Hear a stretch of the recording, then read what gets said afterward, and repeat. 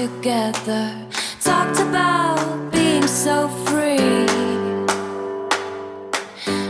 Welcome to With Milk and Sugar, UK edition, where we drink coffee with people so you can get to know them.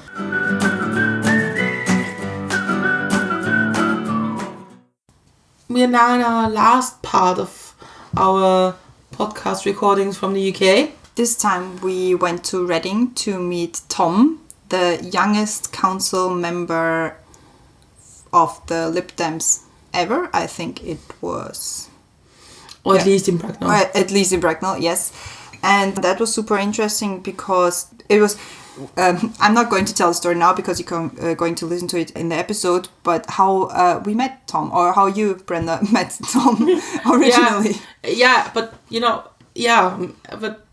actually really meeting Tom, I met him the first time with you. Yeah, true. But how we got in touch with him. The funny thing about that episode is, and that's a story only I can tell, is that actually we changed the setting a little because Christiane's job at the council in Austria, and so we said, okay, we have two politicians or two council members from different countries, and that's going to be interesting how we do things and how things are same or different. Mm-hmm. So I had a very good position there. Yeah, I had quite an unusual one for me. A hot seat one. But I was very, very impressed by Tom and his work that he does. And I was also very impressed by all three of us that the Brexit word never came up really. Yeah. And we have to say, we went to UK a couple of days before the elections. Mm-hmm. And actually we didn't talk. We talked a bit about it, but not a lot. Yeah. Tom was really great. It was a very long recording, but it was very motivating and very interesting. And yeah, just listen to it.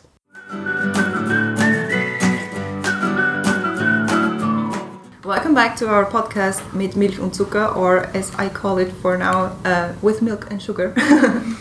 We're back in London. Near London, almost. Let's say London, so nobody gets confused. It's Reading. It's Reading. It's very confusing because Reading is written like reading. Yeah. Yes. So a lot of when there's sports things in Austria about Reading, it's always reading, which I find really funny. Yeah, but we're back in Reading, and it's me, Christiane. I'm here again. Brenda is also with me again, and our guest today is Thomas. Hi. Hello. Thomas is 22 years old and he is a council member for the Liberal Democrats in... Bracknell Forest. And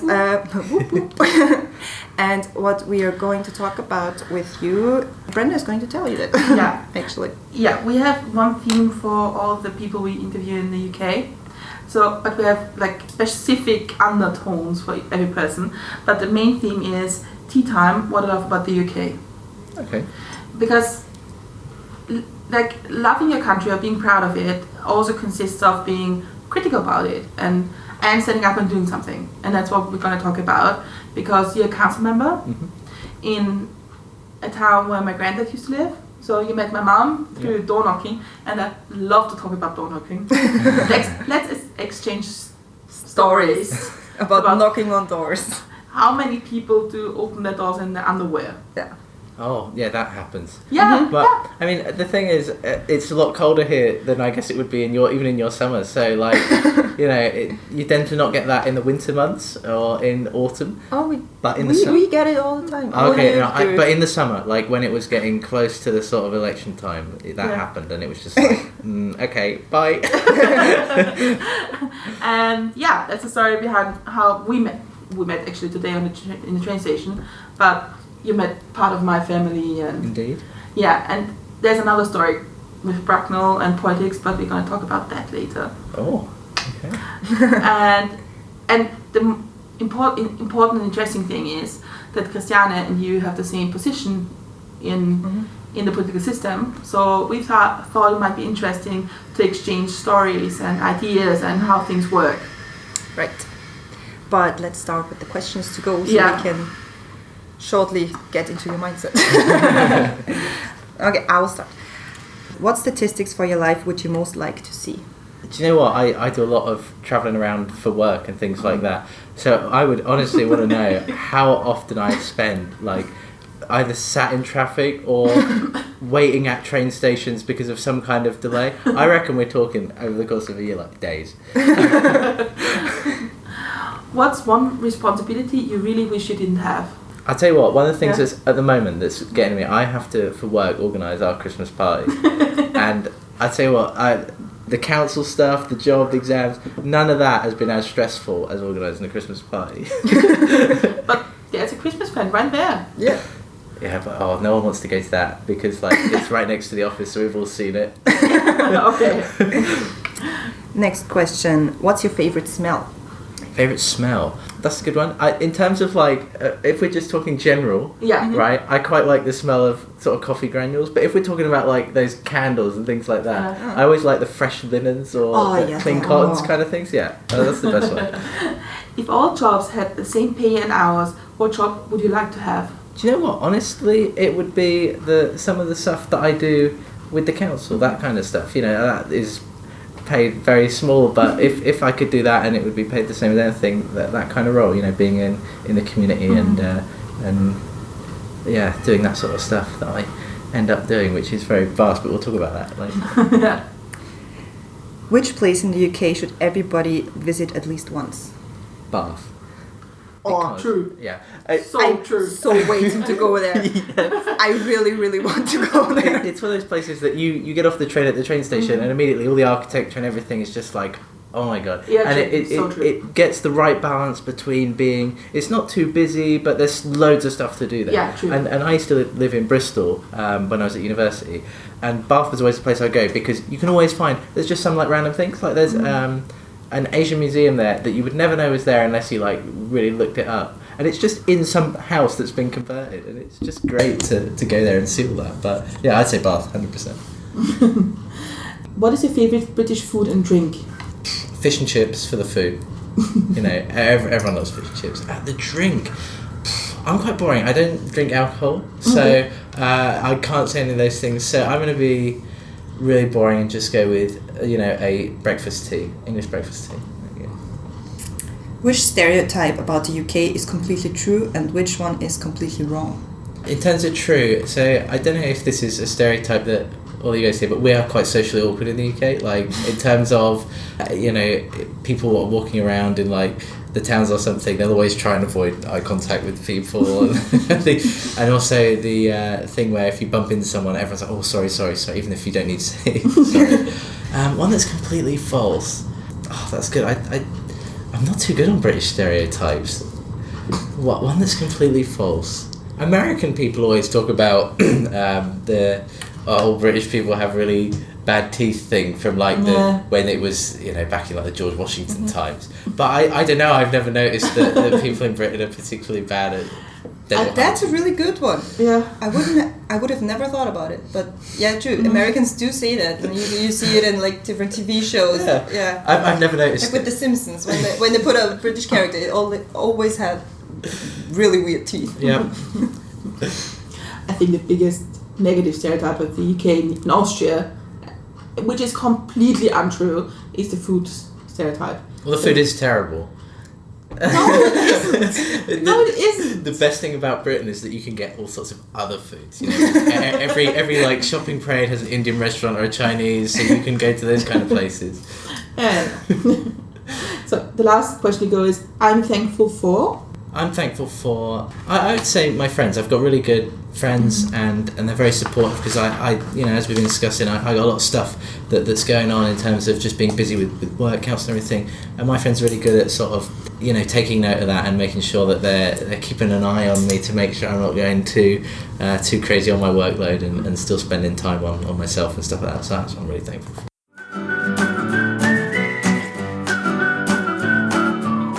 So we're finished with the questions to go. You did very well. I think we have a lot of topics to go through.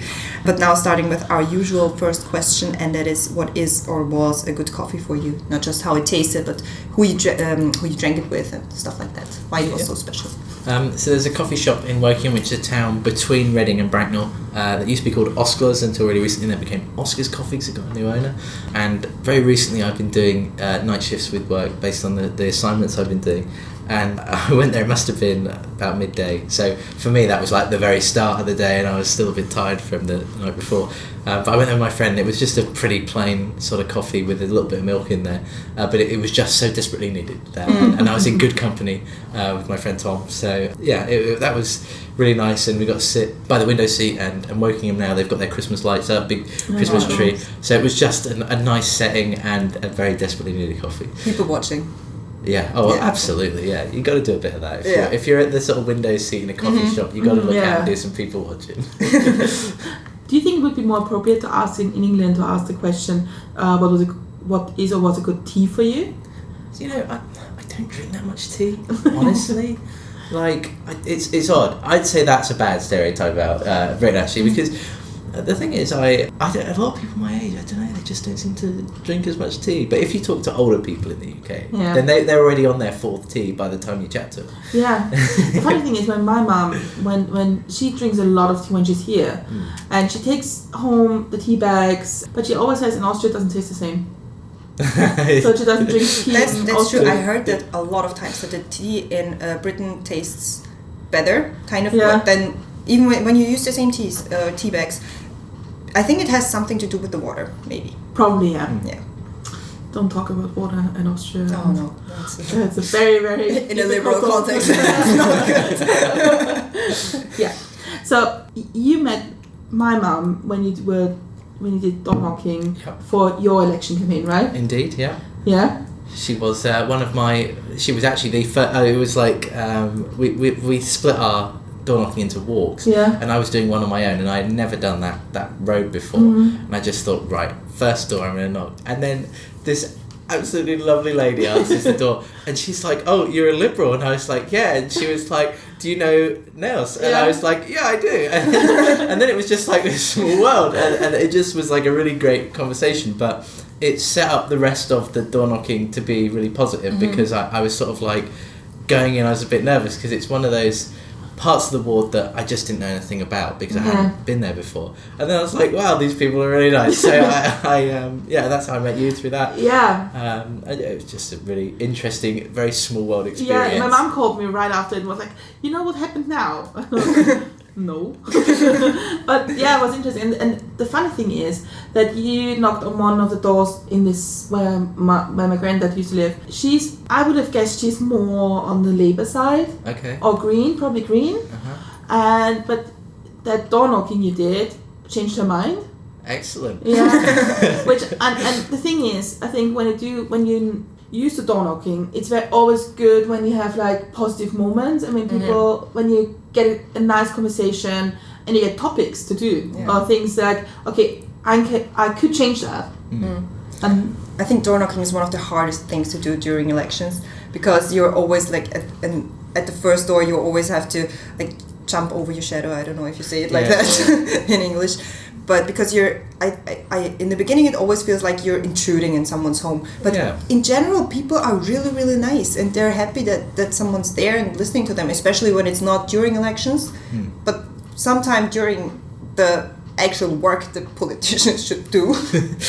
Yeah, I mean, my door knocking campaign, it was really odd because the ward I live in, we had never really, as in the Lib Dems, had never really gone close to it before, and I just kind of, I knocked on my first door. It's in a road called Swaledale, and I remember it very well because the first person I knocked on their door, they shouted at me and told me to, all sorts of things I'm not going to repeat on the podcast.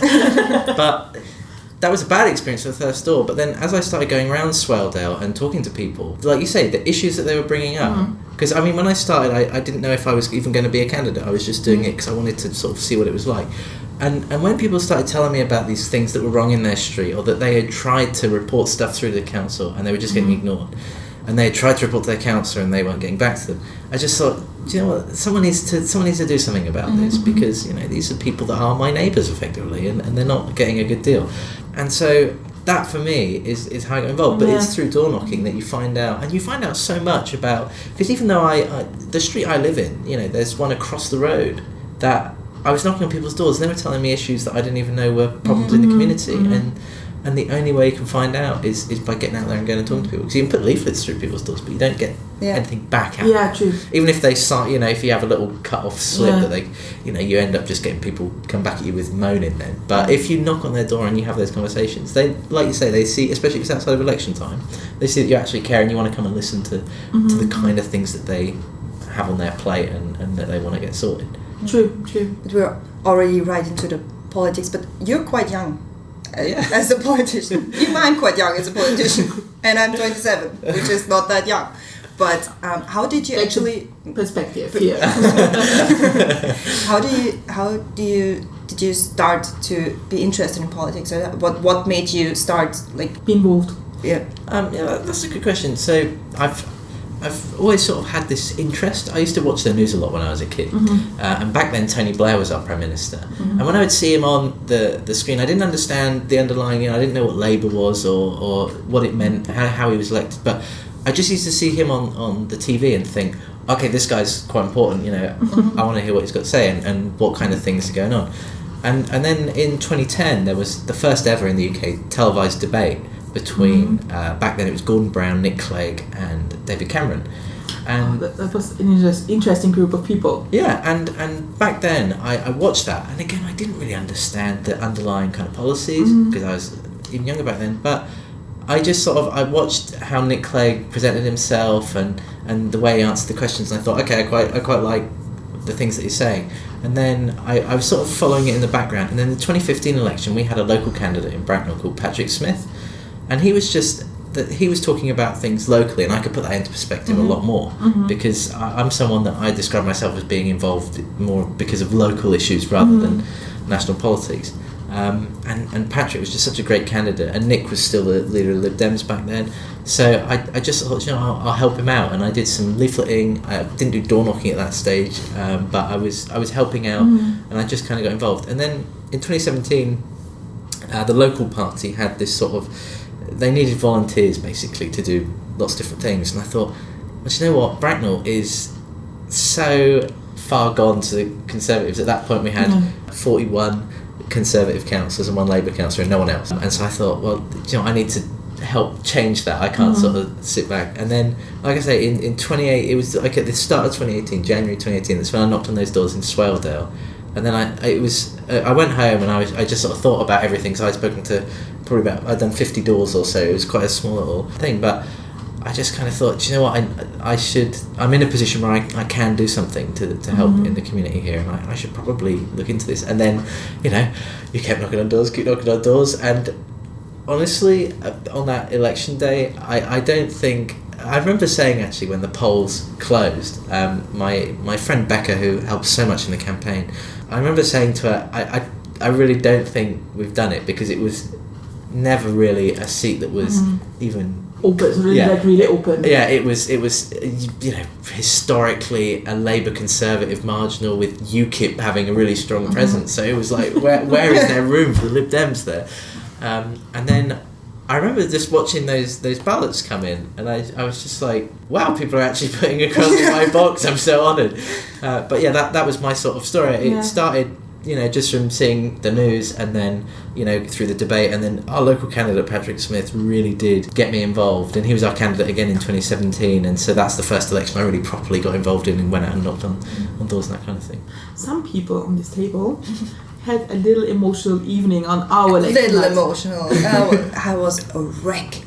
It was horrible. I think it was one of the most horrible nights of my entire life, because in the 11th district, we have quite a strong right-wing kind of party situation in Austria in general, but especially in our district. And the district turned from being Labour for, over 20 years to being right-wing. And that was the first thing that came up, and we were just like, oh God, that can't be happening. And then our polls got in, and it was always like between, we have 1 seat, we have 2 seats, we have 1 seat, we have 2, and I was the second seat, and I was emotionally way under the table, and it was just, I cried so much. I didn't think I cried more at any point of my life than during that night. And it was so funny because a lot of people of our party came up and were like, you're gonna make it. Calm down. It's all gonna be alright. Yeah, But it was just such like, emotional because we started our election campaign with the European elections to 2014, and we worked quite consistently until the elections end of 2015. Yeah. Like door knocking Being on the street, talking to people constantly. every week Yeah. for a year, and you're working up to the moment, and it's like hopefully that helps. And yeah, you got your seat with 90 votes. Yeah. Yeah. So that was really good. It was a good, and we're the first 2 Liberal seats in our district too. Yeah, I was the first Liberal Democrat elected to Bracknell Forest Borough Council in about a decade, and I was the first ever Lib Dem for my seat. And then I got that's at the borough level, and I was also elected to the town council at the same time. And I was actually the first ever Liberal Democrat elected to Bracknell's town council, and so because that happened, so the count for that happened afterwards. So we had the count at midnight, and they messed up my count really badly. So I was feeling those emotions. So the way it works in Britain is you have in our seats there are 2 people from each party on the ballot because you're electing 2 councillors, and it's first past the post, but you get 2 votes. They had a box for Labour votes. So if you voted to Labour, they had a box. Conservative, they had a box. Lib Dem, they said, you're not going to get many votes anyway, so we'll just put you in the other box, which is where, if you vote for one Labour, one Conservative, or whatever. And so we were going through the night, and this other box was just piling up because it had my votes and everyone else's votes in there, and it was really bizarre. And I didn't believe that I'd actually done it, even though there were all of our team were watching the count, and they had shown me the maths on paper, and they were like, Same here. They were like, you can't not do it now, even though there are 50 votes to go, even if all of them went against you, you can't not do it. And I was Exactly like, no, I'm going to wait until they literally say until the morning.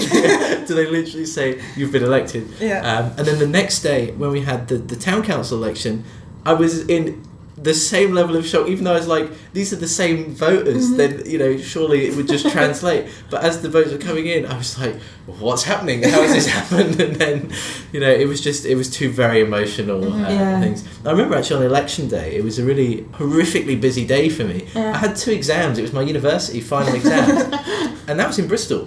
So I had to drive to Bristol. I left at about 6 o'clock in the morning. I sat 2 exams, and then I came home for about 2 o'clock in the afternoon, and then I just knocked on doors until 10 p.m. until the polls closed. Really, you do door knocking on election day? Yeah. So really? what we do is we find the folks that I'm definitely going to vote for you, and we just kind of say, Did you already? Today's election day. Have you gone out and voted? Yes. We put it on the system, and it tells us if our voters are coming through. So we had a ops room that sounds very technical, but actually it was just a guy on a laptop at our chairman's house, and he said he predicted the election result when the polls closed. He said, I think you've just done it in Wildridings based on the amount of people that have said they voted, and I think in Sandhurst we've fallen just short, and he was spot on. Okay. So it was an interesting day, but I was very tired. Especially with being the first Liberal council member, it's a lot of expectations and a lot of responsibility. How do you deal with that? It's an interesting one because I have almost accidentally become the face of the Lib Dems locally because of the fact that I'm the only representative for the Lib Dems on any sort of local government in Bracknell, and I take it very seriously. I make sure that when big issues come up that I try and think about how it might impact other areas as well as my own, because I've kind of got to be that liberal voice for people across the community. And one of the things we had recently was there was this Horseshoe Lake project in Sandhurst that was a really big issue for those residents. It's not actually in my ward, but I made sure that I went and spoke to people there to try and understand what the issues were and get involved, because actually they need that opposition voice, because even though we've got Labour members on the council, they represent a very specific area as well. It's parts of the town that traditionally have always voted Labour. So to try and make sure that the local press have given me this column in local paper, I think that's pretty smart, because considering it's just one of me, but I make sure I use that as well to try and get sort of issues across that not just because they paint Liberal Democrats in a good light, 'cause that's not what it's about, but it's just making sure that I'm being aware of that. So in the first column I talked about how people need to work together across the community, if that's with the police force, housing associations, and I've just used my Christmas column to talk about a big issue in our community, which is social isolation, which where especially older folks, you know, they don't have that many people around anymore. And so actually I've got a list of people that I've spoken to part of door knocking that I've sort of thought, well, you know, I'll go and check on them near Christmas. And so I've used my column to talk about that, and I'm looking forward to doing that as well. It's So, really nice. yeah. But we jumped ahead a little in the story because we're right into politics now. But what's your agenda, or what's your responsibility as a council member? What can you do as a council member? Let's say that. So Bracknell's interesting, Bracknell Forest. We're a unitary authority, which means in Britain you tend to have two layers of local government. Okay. You have the county council, which looks after the kind of bigger things normally. It would look after roads, it would look after some of those bigger projects around social care, things like that. And then you usually have a borough council, which is a bit, or district council as they tend to call it. And the district council here would look after things like the bins and, you know, all this day-to-day stuff, planning. But being a unitary authority, we've got everything. Okay. We've got all the responsibilities. So as a councillor, I have to answer to resident queries about, you know, it could be anything. But I also have to, the way that local government has sort of moved in the UK is that it tends to be, the council is there, but the services are provided by companies or partners and things like that. So I have to be this sort of liaison between my residents and some of those places, which can be difficult at times if they don't like to answer my emails. But yeah, other than that, I sit on the planning committee, so I go and do site visits to go and look at, you know, when they're proposing developments, about if they're fair. My big thing on the planning committee is always, I'm the guy that always asks the questions about what we call highway safety, so are pedestrians safe, are vehicles going to be safe moving in and out of the sites, because no one seems to ask questions about that, but it's a really important thing. And so I do that, but I'm also on the scrutiny panel. We've just changed the way that it works in Bracknell Forest. So I used to be on the Environment, Culture and Communities panel, which looked at everything that wasn't social care education. So it looked at literally all the other stuff. And now I am I don't even know what you'd call it, I'm part of the pool of members that can be on scrutiny panels. They've changed how it works. And so the first one I'm looking at next quarter is burials. So I look at all sorts of weird and wonderful things. But on the town council, I've got no responsibilities apart from on the full council, because they didn't appoint me to any committees. So Okay. And how does it work? So, for example, you go door knocking, somebody says the light in the street is damaged, or we need more light there. How does it work for you? Before I was on the council, it was just campaigning and trying to get them to change it. But now that I'm on the council, it depends on the issue. If it's something, because it's quite complicated in some parts of Britain with how the land ownership works. So let's say lighting, that's something the council definitely does. It's a key issue for me, because it's a big problem in my ward. I would go to, you know, the people in the council that are responsible and say, look, what can we do here? What's the issue in front of us? But if it's working with partners, it gets a bit more complex, but I can still get things done. So for instance, we had one recently where there was a garage block that used to be owned by the council, but it's now owned by the housing association, and people were fly tipping in this, you know, chucking a load of rubbish, and it was causing a lot of problems because it had just been abandoned basically. And so I made sure that Silver Housing Association, that they went in there and sorted it out, they cleaned it out, and then now they have boarded it up. But it's issues like that, it's sort of pavement politics, I guess you could call it. And I can link up to these organisations or people within the council and get those things done. But when it comes to some kind of the bigger things like trying to change policy, or, you know, I'm one person in a 42-person council and 38 of them are Conservatives, so very difficult for me to get things done there. But I think my role on scrutiny is where I can really get things done. So if we look at car parking, which is a big problem in Bracknell, we had a debate on it, and I was actually able to steer the conversation to look at things like, do we change the residents' parking schemes in my ward so that it actually makes sense as to where people live rather than sort of a line on the boundary? And I actually got that done, even though, you know, I'm not someone that can even get policies through because I haven't even got anyone to second my motions. And so the scrutiny panels are where I can move the agenda a little bit. But it's about the argument, probably, not the party. Absolutely. And I think one of the things you asked about how I act as sort of the only Lib Dem, I try and work as much as I can, you know, with other parties, because I know in reality that's the only way I'm going to get things done. But, you know, you've got to have some lines where they'll propose something you think, no, I'm not going to bat for that. Like if they talk about closing libraries and things like that, that's something that comes up in the budgets for me. I can't support things like that because I know how central our library is to our community and things like that. So it's difficult navigating it, because there are some things when it's to do with officers in the council, the workforce in the council, I can get things done really well, and I try and get on really well with people in the council, and that's worked really well so far.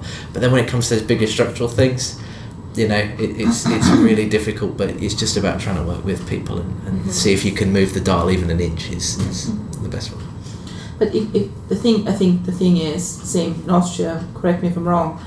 As the stories get bigger or the motions get bigger, they get more political. Yeah. And they get more party lines. Yeah. Yeah. So in Austria, in the council where Christiane is, there are 5.5 parties. There are 5 parties and an independent one. Okay. And there are in total 60 councillors. Okay. So that's quite big. And you see when it's about something practical like a lamp or some pavement thing or whatever, it's always not unpolitical. But when it comes to motorcycle, parking spaces for motorcycles, they can be really political, those discussions, because especially with the Green Party, they are just in general against all of them, because they say we have enough and we need more bicycles, stuff like that. But sometimes really weird things where you think, well, that can't be political, because come on, it's a bin or it's a lime, and sometimes those can be super political, and it's super weird, especially like, for example, if there's a lamp somewhere in a part of the district where it's like a really, really strong right-wing kind of thing, and they said no, we can put a light there because it would be bad for the people who live there, because they will be like the light will shine through their windows and we don't want that. But then the other side is like, yeah, but we need the security there, so put a lamp there. It's just really, really, politics can be weird sometimes on that kind of level. Yeah, no, I totally get that. We have discussions about recycling food waste, which I thought is a fairly straightforward thing. Same story. We had the same story. Yeah. And yet it becomes immediately like, no, you're saying that because you're a liberal, and it's like, no, I'm saying that because I think it's a reasonable idea to recycle food waste. I didn't come in here with my rosette on to talk about that. It's really odd, and being on the planning committee, I see that a lot as well. You look at a development and you go, okay, this is clearly ridiculous or something, or even the other way around. This is a very sensible development. There was one that there was a garage that's been abandoned for like 4 or 5 years, and it exists in a place that has a lot of trees around it, and they want to build 2 houses, and they were reasonable houses. It would have made use of a site that had nothing on it apart from an abandoned garage that was already all concreted over, and the opposition, the councillors that are in the main group, they were like, oh no, we can't build on the green belt. And I was like, this isn't the green belt, it's a concrete. It's already built on. But it's because there's a small group of residents in one ward that is particularly friendly to them that doesn't want this to happen, so they all just swing immediately to the extreme position. And it's like, well, hang on a sec, look at what we've actually got in front of us. But that's gone out the window by that point. But when you both, like, it's now a question to both of you. When you think back probably 6 or 7 years before you got engaged in the politics, and somebody would have told you your main focus in your political place would be talking about bins or lights and being very passionate about it. What would have you said? I think it's super weird, because back then I would have laughed in their faces, but now I understand that you can actually be passionate about it, because you start to understand that those issues, no matter how small they are important for people who live there and who have to deal with the issues day by day by day by day, and they get just frustrated with it. And sometimes that can be the last bit that makes them go, well, all politicians are the same and they can't even get the bin where I really need it, and stuff like that. So you just start getting passionate about recycle bins or lamps or zebra crossings or I don't know. Yeah, and I'd say the same. If you'd asked me years ago, even though I was sort of still interested in local stuff, I would have thought, I'm going to be focused on other things rather than I'm going to rescue the world. Yeah, and then I think it's talking to people, isn't it? And actually, when you start hearing from people, like when I was knocking on doors and hearing, I have difficulty crossing this road to get to the main school in Wildridings in the morning. Then I start to think, do you know what? There's a reason that we get passionate about these things. It's because it impacts Yeah. not just that one person, but it'll impact all the people on their road. And actually, one of the things I talked about I remember it was in my leaflet as well for the election, I said that my focus was going to be on day-to-day small problems, because actually if you collect enough of those up, it makes a big difference to people's lives. Whereas when people just talk about the ideological, political sort of debate, does that really impact people's lives day to day? Whereas if their bin starts getting collected properly, or if their street's clean, or if they've got proper lighting on their street, that has a bigger impact, and then that will impact them in other ways, in terms of, maybe in terms of mental health, they might be happier in where they're living. And that's one of the things I was really passionate about, because the ward I live in is the most deprived ward in Bracknell Forest. It has a very bad reputation in terms of some of the things going on there, and social behaviour and things like that. And I thought, you know what, actually we should be a lot more proud of our community, and if that means that I have to argue with someone for 30 minutes about where a streetlight should go, then that's absolutely fine, because if the end result is people feel proud about where they live and they feel happier in our community in Wildridings, then absolutely great. I read quite a lot about the renewal project of Tony Blair, what he made, that he put more money into the councils so that all these things can happen. And I thought, when I read that, I thought that was a different world for me, to see it like that, to say, okay, if people feel happy or happier where they live, they're going to carry that with them in their political decision. I think that's why local politics are so important, like you both said. The one thing that annoys me, but that's from the Austrian point of view, is you could do it easier and a lot cheaper than we do it now. Because having a district with 90,000 people and having 60 councillors, It's just ridiculous. It's ridiculous, and it's expensive and so not necessary. Not because the 60 people don't do the work, but the 60 people to varying levels. Whatever. But I think that probably we can get more done if we would bring the politics back, or the local politics back to the people. Yeah. And in Austria, like in our council, there are four meetings a year. 4. Wow. That I wish it was that few. I have one a month, and then the committees, so I'm constantly in meetings. Yeah. But I think that's what you've been voted for. Yeah, absolutely. Yeah.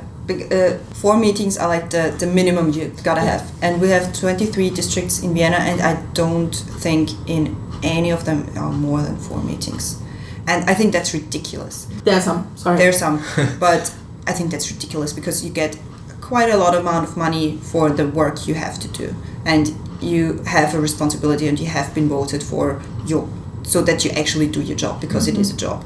And I do have people in all the different parties who I can talk to, and who I think do a good work. Yeah. Even at the right-wing party, they are people who do their work. I might not agree with their views on the world, but they do their work, and sometimes they even do it good. But that's not the majority, and I think that's a big problem. Yeah, I totally agree. I mean, in Bracknell's council, I can, I've only got 3 parties on there, and I'm basically one of them. But I can look at people, from some of the people in the Conservative Party, and I can say, do you know what, you actually really do good work for your community. But there are some people that just show up to the meetings, and they don't say anything at the meetings, they just kind of sit there. And that's kind of frustrating, because I just think you people have the levers of power, and when there are some injustices that are going on in the community, you just step back and think that you could make that change, even if it's small. But there are also people in the Labour Party on that council that I think, you work really hard for your community.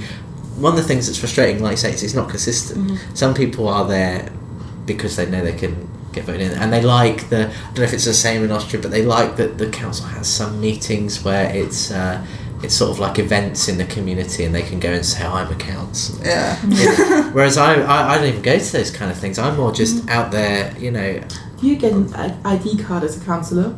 I do, I'm wearing it. There you go. This one. Oh, good. I do have one as well, but to be fair, I was very happy when I got it. I was like, ooh, I'm a councillor now. and it always surprises me when people are sort of will say to me, "Oh, you're a councillor," but because to me, I just think, I don't see it as being a big thing. I just think I've got this responsibility now rather than I've got this status. But a lot of people do see it as a status, don't they? True. And that's one of the challenges we kind of have. And you were talking about, so the question was about sort of, is there a way to do local government better? And in Britain, what I was saying, we sometimes have two layers, the county and the district.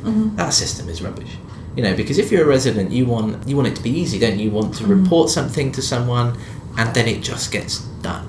Or you find out why it can't get done. But when you've got a county and a district council, you don't know what each one does. I mean, I do, because You're in the system, and even in our unitary authority, people report stuff to me because they'll think this is surely the responsibility of the council, and I'll have to say, oh no, it's the housing association that deal with this, and so then there's delay and it becomes difficult, and I think a lot of money gets spent on these kind of things where actually if the council just did it would be so much easier for everyone involved, but the way that local government's gone in Britain, it's really complicated for people to navigate, and that's something I talked about in my last column as well when I was talking about working together. I was like, one of the problems we have is that everyone likes to silo themselves off, and even the housing association will at times like to put a barrier up and say, no, that's your fault, kind of thing. But it's like, how about we just sort of put down those barriers and say, look, how do we sort this out? I don't care whose responsibility it is. Let's work that out and then fix it, rather than all this sort of,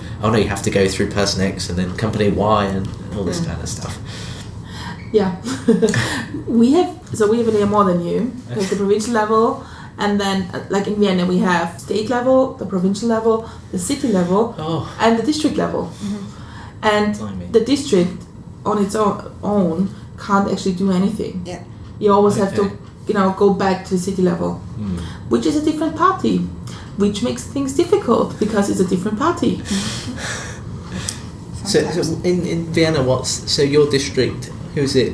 In our district, the right-wing party has the majority. There's the only district in Vienna. The only district in Vienna. We have elections next year, so we will see if some of them might. But we still have a big Labour Party in the district who have been in charge for ages before the right wing came. And then we have the Green Party, which have 3 seats, and the Conservatives who have 3 seats, and one who is kind of there but not really. It's always a bit different. He was a different party. Yeah, he was a different party, and then he switched. And then there's 2 Liberals. So it's quite divided between Labour left and right wing Conservatives. And the good thing is that because they do have a majority, but they don't have like an overall majority. So they always need to talk to someone else to support their things. Both of them do, the right wing party as well as the Labour Party. And so the good thing about, because I always try to find the silver lining, silver lining, that's the word, that there's actually room to communicate with the other parties, which isn't the case in other districts where they have like a Conservative majority overall and they just do whatever they want. That's really interesting, because in Britain we have this problem where people look at compromise and working across party lines as being this kind of dirty thing, because when we had the coalition government in 2010, that was our chance to say, actually look, when people come together and they work together, you can actually get good stuff done. But instead people just saw it as an exercise of, they didn't get everything they wanted to do and they voted for things that they wouldn't have voted for if they were on their own, and so it's bad. And in the council, when I say to people like, I'm going to try and reach across the aisle and get something done, people say, how can you work with them?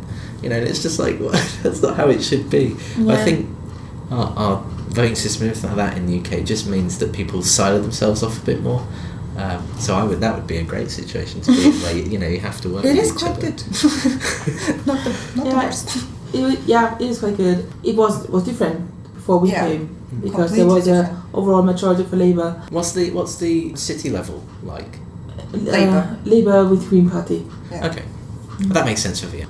It's like overall in Austria, the Labour Party isn't that in the best position anymore. They're on a downward slide. There are issues there. And in Austria, like on more on the countryside, outside of Vienna, it's more conservative. Yeah. I don't think they think political on this level. What I find really important, and what Neo's changed quite a lot, and the Green Party, to be fair, they brought in younger people. Yeah. Like you two, which have a different view on the world. Or I think if you have a seat in a council for 25 years, you will do what you've ever done. Yeah. Getting a new view on things might be a little difficult. That's what I found so weird when I started in the district council. There were members in the district council that were working there for a longer amount of time than I was alive. And that's just, I can't get my head around that. How is that possible? That's the same with me. I mean, I'm the youngest person that's ever been elected to Bracknell Forest Council. The next youngest person is more than 15 years older than me. You know, and if you go after them, you're jumping another, almost another generation. And the vast majority of them, you know, the average age of the council is in the sort of late 50s. But most of the councillors are above that. They're in their and probably most men. Mostly men, yeah. You know, I'm a bad example of that because my party representation, there's 100% male because it's just me. But you know, it's one of those things that we tried in our campaign in the local elections to invite younger people in, because even though councillors traditionally in the UK tend to be, you know, older people, we sort of said, well, no, actually, younger people, it's not that they don't want to get involved in their communities, because I speak to so many fantastic people that do. It's just that the system at the moment, how it looks, if you look at the council, what it looks like, that doesn't look representative of the kind of issues that we're looking at. And I talked to you guys on the way from the station about somewhere in my ward called Hazel Hill. And it's a place that I hold quite special in my heart, because I speak to so many young people from Hazel Hill, and you know, it's been ignored and all this stuff in the past. But when I speak to young people there, I talk to them about what is your kind of concern, and they're talking about, you know, there aren't a good number of apprenticeships in the community to get them into work, and they're worried about, you know, does antisocial behaviour in our community draw them in at that? And actually they are very aware of what's going on in the community. They keep an eye on not, you know, the nitty gritty of what the council is doing, but they have this awareness and they do want to get involved. And when I do sort of volunteering things, when I do my cleanups in the community, it's young people that come and help. But often the council isn't reflective of that group of people in our community. So yeah, I don't know if that's what you found as well. Is it hard for you to be taken seriously by the other council members, especially because you're young? At the start, absolutely. You know, some of the things that they would say about me on social media in the election campaign, you know, they would say he doesn't know what he's talking about. You know, he has no idea about local government. You know, he's not going to be able to make these big decisions. He's all this kind of stuff. But I think the way they've seen me do my campaign. So I did a big campaign on streetlights, which I'm sure you've seen me go on about on Twitter all the time. I think through that they saw that actually I'm quite serious about, you know, not just the rhetoric, trying to get into the detail, trying to get things solved. And I think I'm slowly convincing them that I actually, you know, do have an understanding of what's going on. But there is always that thing of, you know, the way it's just some of the language they use towards me as well. You can just say, okay, they're taking me as if I'm on a level below them, and that's difficult. It's not all the members; it's just some of them, that, especially ones that have been around for a long time. They think, you know, what's this young guy doing here? We've always done it like that. And so that's quite difficult, especially as the leadership of the main party has been in place for decades. You know, and I think the leader of the council has been leader of the council since before I was born. So it is difficult to be taken seriously. But the thing that keeps me going is the people in my community who know me. They absolutely take me seriously, and they treat me as if I'm any other person on that council, and they will, you know, place that expectation on me as if I was any of the others, and that's what keeps me going, because at the end of the day, I'm not really too bothered about what the other councillors think of me. I'm worried about, you know, how I'm coming across to folks in the community. And we have a local Facebook page called We Love Bracknell, and that's where sort of all the local discussions happen. And the way that people talk about me on there, when I see that, I think, you know, these people have not just, they don't think, oh, it's that young person on the council. They're actually quite serious, and you know, they place that responsibility on me as if I was anyone else. What I want to say is, because people probably won't know Bracknell in Austria, Bracknell is quite close to London. It's very commutable to London. Yeah, it's about an hour on the train. Yeah. Bracknell is what we call a new town. So after the Second World War, London's masses needed somewhere to go. And so Bracknell was a brand new town. There are similar ones, Milton Keynes, people may, I don't know. It was a new town built after the war. And Bracknell Forest, the area I live in, which is a bit wider than just the town of Bracknell, includes Sandhurst, where the Royal Military Academy is, Crowthorne, which is a sort of village. And then we've got all the different communities in Bracknell, and then at the top we've got Warfield, Winkfield and Ascot, which is where there's a quite famous race course. Yeah, we were talking about it in the week. It's the one with the hats. Yes, absolutely. So it's a really interesting community. There are parts of it that date back a really long time. So we've got South Hill Park Arts Centre, which Oscar Wilde used to frequent. Okay.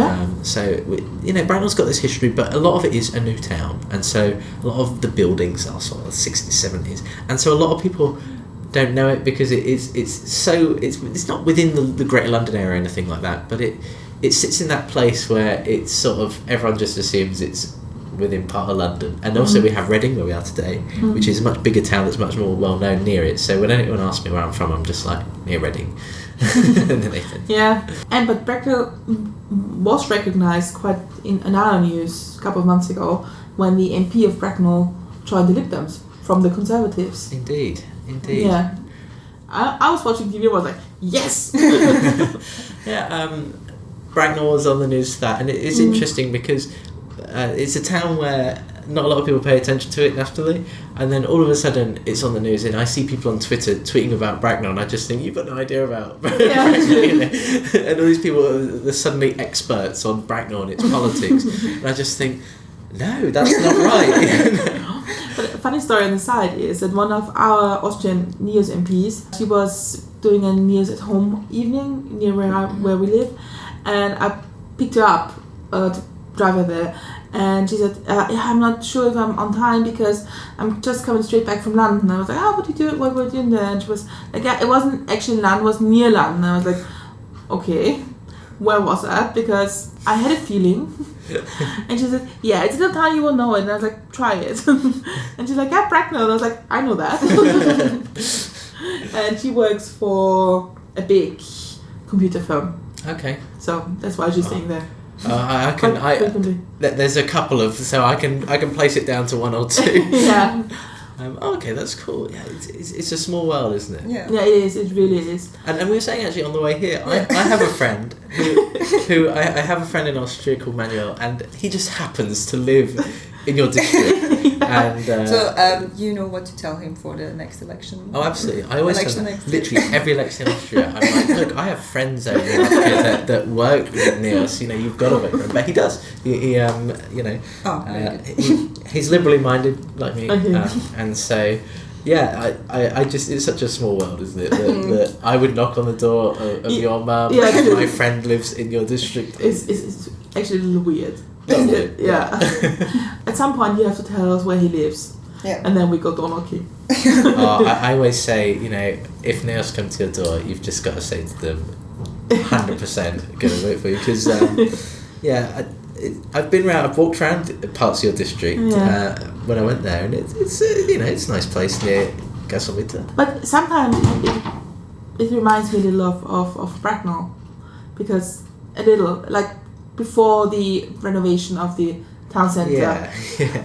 Because it was like, I think it was a brand new town in the 60s, 70s, and high-end new town square. Wasn't that in the end? And that's a big story we have to tell in Vienna or in our district, because we have a shopping street that has the same problem. And some ideas I think are really good, and I think it's done Bracknell a lot. Yeah, and one of the funny things is the town centre is something that everyone from outside of Bracknell talks about, and I find it fascinating because I represent the town centre as part. So I represent Wildridings, the estate, and the town centre, and I would knock on all these doors in the town centre in Wildridings, and it wasn't even something they thought about, honestly. Really? Because when you live with it, people are just come used to the old town. But the Conservative manifesto for the local elections was all just look at the town centre, look at the town centre. But folks in my ward, I was saying most deprived ward in the town, and it was mainly just because of they had bigger fish to fry, or because now Bracknell's town, as you say, it looks very nice. It's lovely. Yeah, true. But it's a bit higher end than it used to be. It's And more expensive, Yeah, and so a lot of folks, there used to be a lot of independent shops, a lot of local business that's moved away, and so actually to people in my community, it's more of a, I like it, but I wouldn't shop there kind of thing. And I mean, when I go to the town, you know, I might, if I'm going out for a meal or something, I might go there, but the shops themselves, I can't say I'm in that level of sort of thing where I would go shopping in a lot of those. But it has done a lot of good for changing the image of the town and jobs probably. Yeah. So, you know, that those have both been very positive impacts. But it's about trying to make sure we look after the other end, which is, you know, those folks have kind of pushed away from that a bit. How do we do that? And one of the things about Bracknell that's really interesting, and I'm not sure if it's the same in your district, the way that Bracknell's built, it's built around having distinct communities that have their own community centre, school, small neighbourhood shopping area, and there's loads of those. So we've got East Hampstead, Birch Hill, Hamworth, Wildridings. You know, they're all sort of spaced out and around.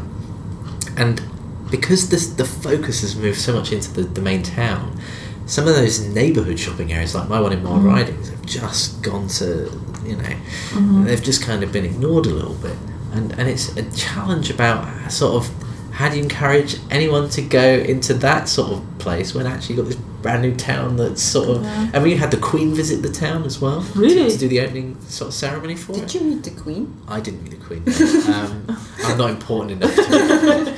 But, you know, there's all this hype around Bracknell. It has television advertising now. And it's... The change in reputation over the past 10 years from Bracknell has been unbelievable. From being a town where people would say, oh, avoid Bracknell, to like, oh yeah, look, Bracknell's got this lovely sort of shopping area and it's got lots of nice restaurants and things.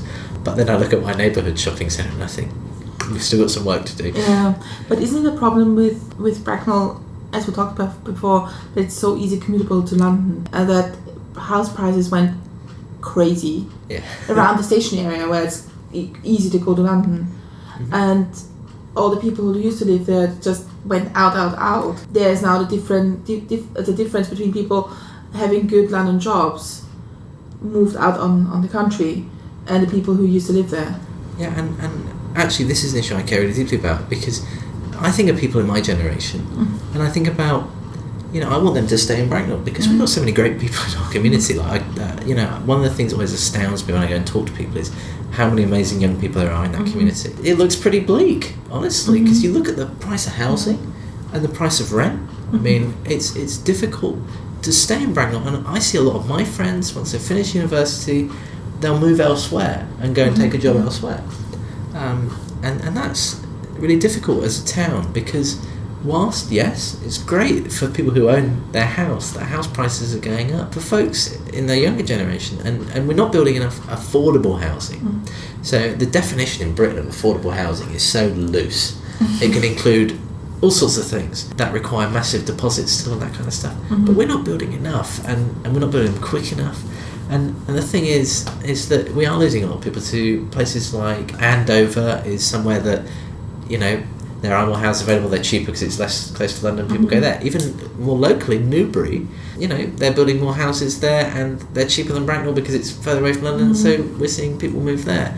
And it is one of those things that I do think about a lot, is what's this going to look like in 10 years' time?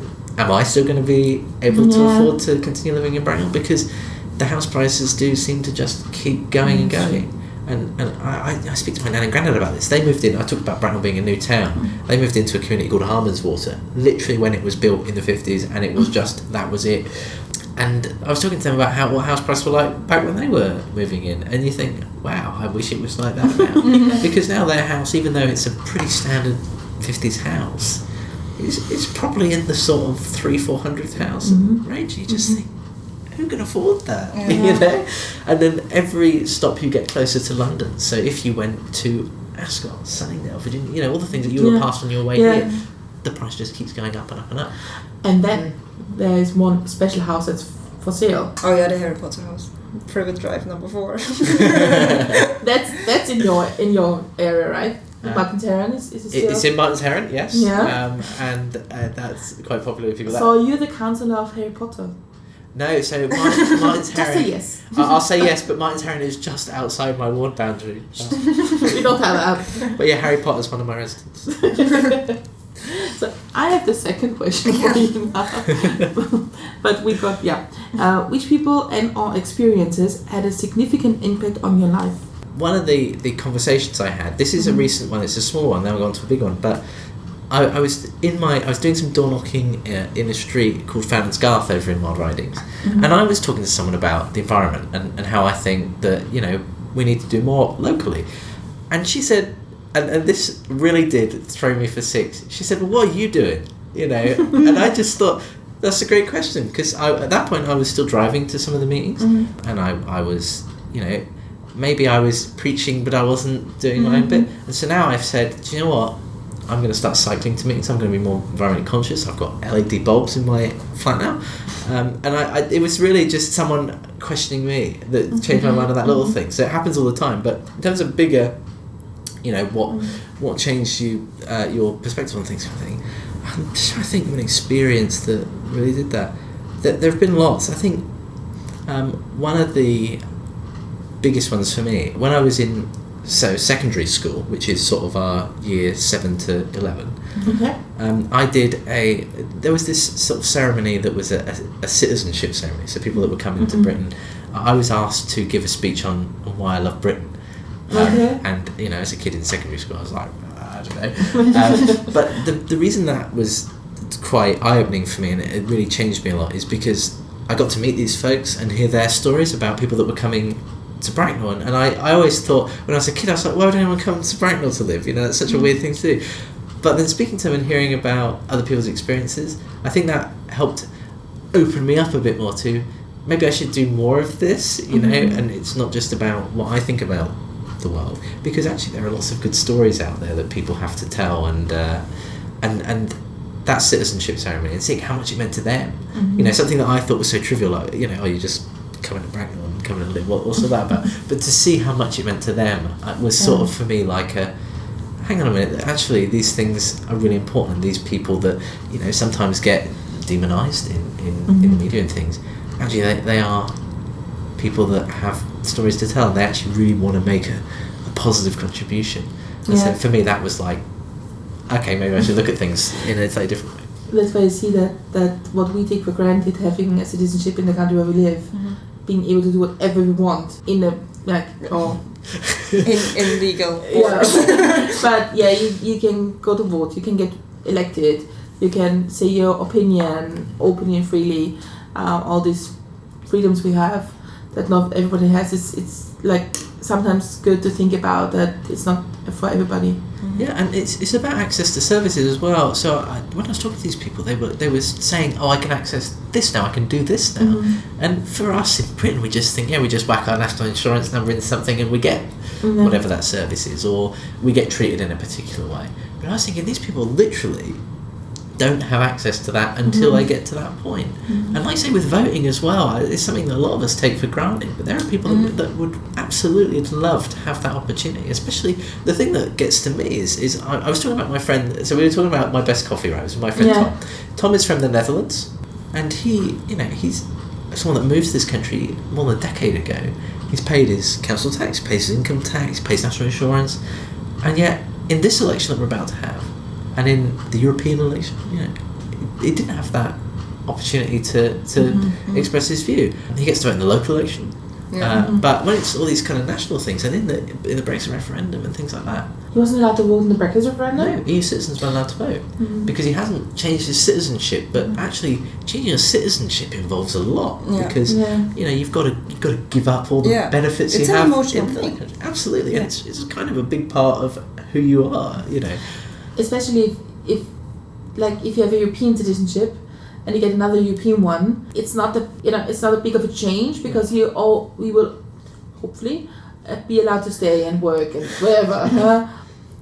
Not say the bad word here. But if you come from further away, where it means that it changes your life completely because you will always be allowed to stay here. That's, I think, something different. And that's where the citizenship ceremony got to me, because it was mainly people from particularly African countries. Yeah. And I spoke to a lot of people from, it was a family from Ghana who were there, and being able to speak to them and say, how different things were and actually what their journey was to get here. It means a lot to them because they don't have freedom of movement and stuff like that. So to get the whole family across, it's not just a thing of you just go to Britain. You've got to do all the preparation. How are we going to, how are we going to make sure we get all the forms? Is everyone's visa going to get accepted? Because the Home Office here have a tendency to say 3 of you yes and reject one application, things like that. That was really eye opening for me. And like you say, it is about when people come from, and this will be interesting to know what happens going forward. After certain events may or may not happen, but just to know, because it is such an emotional process and it is a really difficult process for a lot of people to know what that's going to be like for folks that live in Belgium or France. The next big question for you, and that is, what are you proud of? Well, I mean, I could do the obvious one of being the youngest councillor elected to Bracknell Forest Council. And one of the things I am proud of is that I managed to. So I graduated from university very recently. I'm proud in a way that I managed to get a degree in the way that I did, because I found university really difficult in terms of, so as I said earlier, I don't drink alcohol. So in the UK is sort of university culture, that's what it's about. And so one of the things I'm proud of is that I managed to keep myself going and find friends and just keep motivated through that difficult 4 years. As a result of that, I work here. And I got a placement as part of university, and I managed to land a job and those kind of things, because that path isn't a normal path for folks in my family. My sister was the first one in our family to ever go to university, and I was the second. But when I speak to my nan and granddad, who he worked at a chemical plant, and she sort of worked at a shop later in her life. That was it. And when I look at my parents, my mum works in social care, my dad was a mechanic. So I've managed to forge a path for myself that's sort of different, and it's been through. You get those days where you just need to convince yourself to keep going, sort of thing. But it's been through that, and the really supportive people I've had around me. So I'm proud of where I've managed to get so far. I hope I keep on that path. But it is something that is not normal for my family. So You should be proud of that. And Bristol is a great. I think I love Bristol. It's very different from a lot of cities I know in the UK. It's very. There's a lot going on. It's very alternative, Bristol. Yeah. It's very alternative. There's a lot of different, really distinct communities in Bristol. True. St Paul's has its carnival, and it has quite a Caribbean community. So you get to find a lot of cool stuff there. And then you go to other places like Clifton, which is up where the big suspension bridge is, and you've just got a totally different place, but it's within the same city, and it just looks different. It feels different. The people are different, and I like that about Bristol. It's so diverse and so mixed. Yeah. And it's next path, so. I really need to go to both places. I would just do a road tour or something, like a train tour. It's not too far away from here, actually. Yeah, no. It's an hour on a train. There's a Reading train. It goes to Bath, and the next stop is Bristol. So I have the last question in that part, and it's, what makes you laugh? I tend to laugh at really kind of silly jokes, but I do like stand-up, stand-up comedy. We have some local shows in Wokingham that I go and watch, and I don't know, I just like people who, I like kind of more dry humour, but when they just pick fun at sort of, when they're not trying to tell a joke necessarily in terms of like it's really set up and everything, when they're just picking fun at day-to-day life, I like laughing at some of the things that happen day-to-day, and I'm the kind of person that if I were to trip up and drop something, I wouldn't be distraught about it. I'd just laugh about it, because there's some of these things that just kind of happen, and when I'm driving a lot of the time I feel this, when you come across stuff that's just really silly, or if you stole your car or something, I laugh at that, because I just take fun in sort of the weird, wonderful things that happen day to day. But I think you need that when you work in politics. You really do. You really do. And sometimes there are bizarre things, like I could have a door-knocking conversation with someone, and they can just be hurling all sorts of insults my way, but afterwards you can just kind of laugh to yourself about it and think, what on earth was that all about? Like, did that actually just happen? I love that kind of stuff. Where you kind of see something and you just think, was that real? Did that actually happen? And one of the great stories I got, actually, I went on an Interrail tour in 2016 with my friends, and we went to Innsbruck in Austria, and we got off the train, and there's this guy walking down the high street, right? The main street in Innsbruck, dressed as a clown, but he's not looking friendly. You know, like a, you know, playing with the kids, doing the, he looks terrifying. Like, this guy is gonna, and I was just watching it with my friends, and I was like, is that really happening right now? Is that a thing? Do all of you see this? Yeah, like what? But I love that kind of stuff, just the weird and wonderful things that you see day to day, and I just love sort of taking the mick out and laughing and that kind of stuff. That's a good approach in life. Yeah. What was the funniest door-to-door experience for you? Oh, good question. Well, one of the ones that everyone in my local party talks about is once when we were in Sandhurst, this guy opened the door in a dressing gown. It was quite a windy day. And that was one particular story. But the funniest one that I can think of that I've had is I knocked on this door. This was on the election day. So I knocked on a door in Rosedale Gardens, and this lady had a house cat. Now, I'm not, you know, that's where you have the cat that stays in, it doesn't come out. She opens the door to speak to me, and I can see this cat in the background sort of walking around, and the cat obviously thought, right, this is my opportunity. Went for it. And this cat ran out the door, and so I find myself on an election day running after this lady's cat with her, and then trying to, like, you know, grab the cat, get it back in, and then we got the cat back in, right, the house. She puts the gate thing, then it comes out a second time. I kid you not. So twice on election day, I'm just asking this lady if she's going to go out and vote. Should have been a real quick conversation. And I've spent about 15 minutes chasing our cat through Rosedale Gardens trying to get it back in. And I just thought, oh goodness, you know, that's what it's become. So, Cassandra, what's your best door-to-door story? Yeah, it's quite similar to the first one you said, because I think it was the first time we went door to door campaigning, or one of the first times, and I was knocking on somebody's door, and that very young, quite attractive guy opened the door, and all that he was dressed in was like very tight boxer shorts, and he was brushing his teeth, and I was just standing there going, hi, the election here, leaflet, vote, thanks. It wasn't quite fun. In retrospective, it was really funny, but in that moment, I really would love to see my face in that moment, because it was like, look in his eyes, look in his eyes, look in his eyes. Yeah. But really, it's so funny, the amount of people that open doors in the underwear. It doesn't happen so much to me. Really? I don't know. But I think it's because you have like the houses, and so you don't go, like, you don't open your house door. Maybe it has something to do with the temperature, as you mentioned before. Because I guess also a lot of mine is houses. So if you're opening your door, you're opening yourself to the world, the street. Whereas if you're in a flat, you're opening your door to the corridor, and you're not really that bothered. I think that might be the only time it's happened to me is in blocks of flats. So maybe that is the case. But. Yeah, I think what I like most about it, and you said it before, when you do door knocking in the area you live, you come as a neighbor, and it's like, let's do something together.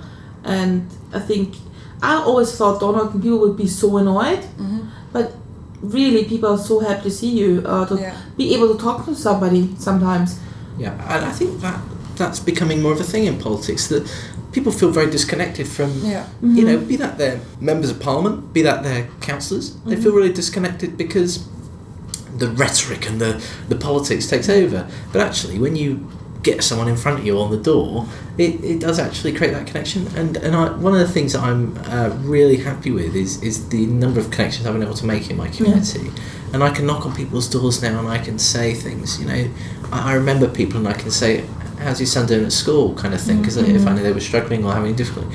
And one of the things, actually, one of my stories that I've had recently is I send out these letters when people move into the community, because when people come in, they register to vote, and then I get a notification once a month that these are your new residents. Really? Yeah. It might just be that they've registered to vote and they're not new, so my letter doesn't make much sense. But I send out a letter to everyone that I personally sign, all of them, that says, welcome. This is what our community is about. Look forward to seeing you. And then I give them key contacts for local services. And I remember they're knocking on doors in a place near the Downshire Way, which is a big road in our district. This guy came up to me and he said, "Councillor Parker, hello." And I was just like, "Who is this guy?" And he said, "I got your letter," and I sat down and spoke to him, and he was a Romanian guy that had come, and he said, "I was really worried moving at a time, in the time running Brexit, because he'd come across with his family, and he was just worried that people were going to see him as Romanian and think, all these nasty things that you hear about in the news." And he was like, "Your letter just made me feel that I was welcome, even though I hadn't met anyone in the community yet." That was really special to me, because I thought, you know what, something that I'm doing that's quite small, and when I'm writing those letters, I honestly think, "Oh God, why am I doing this?" But then when you actually get to see the effect it has on someone, I was coming to him as his neighbour. He knew who I was before I properly met him. And now, when I go past that area and if I see him again, I think, I wonder how his son's settled into the local school. I wonder if he's been able to get, his paperwork sorted for this and that. And I think that's what it's all about. And if you can make that difference, if you can focus on the people that live within your sort of district rather than it being about the politics, that's when it becomes much more personal. I think that was one of the things that helped me in my election campaign, is that anyone that spoke to me on the doorstep knew that I wasn't in it because I really did want the Lib Dems to get a seat, but that wasn't the main reason I was there. It was because I do care about the people in my community, and I love speaking to people, and that's why I think door knocking is great, because you get that insight that you would never get otherwise. And just being able to hear about what's going on in their corner of the world.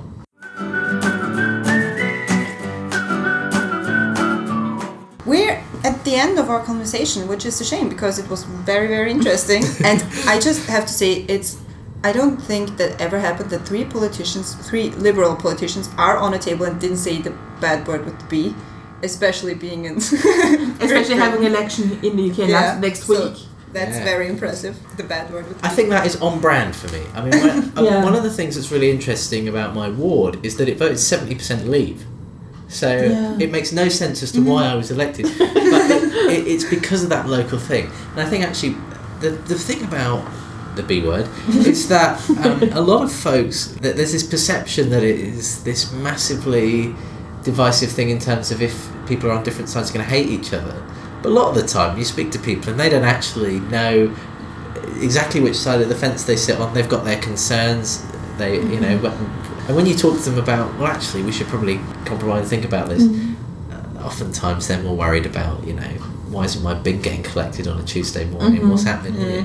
So it's one of these things that everyone talks about, and the media focuses on it so much. But I think if you actually talk to people in the real world, you get a very different perception about what their daily challenges are and what's on the top of their mind rather than what they're seeing on the news. I think we could do probably another 5 podcasts on that topic, but for now, is there anything you would like to share with our listeners, or where can people find what you're doing, what you're working on? They can find me on Twitter at ThomasParker75. But they can also find me on Facebook, which is Councillor Thomas Parker, with the council being CLLR. And that's a really good way to see the kind of work I'm doing locally and the kind of things that are involved in being a British council member, and also being a sort of lone Liberal on a council, the kind of things I talk about. And actually, often on those platforms, I like to connect with people. I talked earlier about, liking to hear other people's opinions, and I can sit on a doorstep talking to someone that's a UKIP voter and still gain an insight from them. And so actually, I would love to hear from any of your listeners that have got similar or different views on things, or if they've got ideas about, what they think is important in local government, those kind of things. I'd love to hear from them and hear what they will say.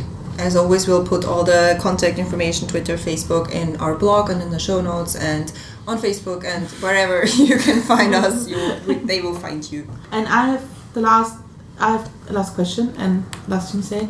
Thank you very much for taking your time off. I know you have elections to last next week, but you have exams on Monday. Yeah, I've got 6 hours of exams on Monday. So, I am looking forward to it. But this has been a nice break from that. I really appreciate you both coming to talk to me. It's been great to chat to you both and hear some of the differences, some of the similarities, and also very nice to meet you at long last. It's one of these things that is amazing with social media, how you can connect with someone and basically know them, but you've never actually met them before. So it's just been a really good experience. Yeah, it was really, really nice.